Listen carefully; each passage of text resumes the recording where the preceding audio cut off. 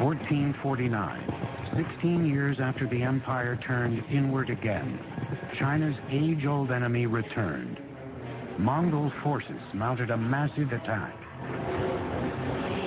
Like great dynasties before them, the Ming returned to the wall for protection. The result would be the most monumental feat of the entire Chinese Empire. A complex re-engineering of the Great Wall into the colossal structure we know today.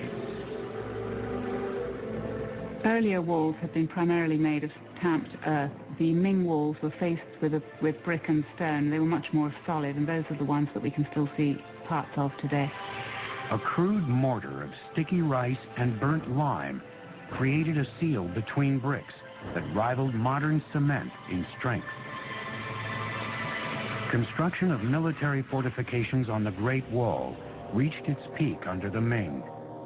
Double walls were added in military zones, along with strongholds, passes, and other reinforcements.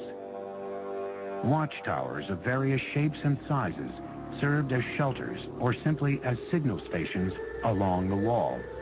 Shelter towers were built large enough to store food and arms and serve as the living quarters for soldiers.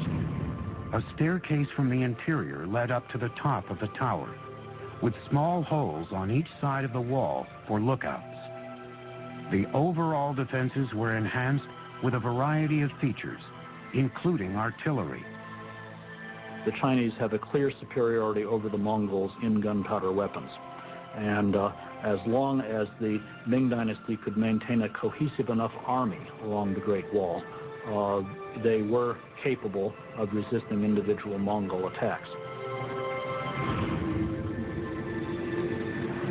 By the end of the Ming Dynasty, over 6,000 miles of wall, including its many loops and digressions, sprawled across northern China.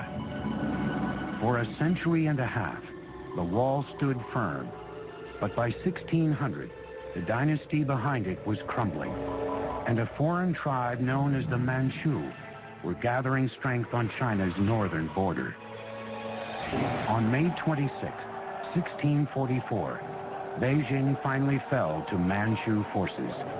It would take the Chinese more than 250 years to overthrow the invaders from the north.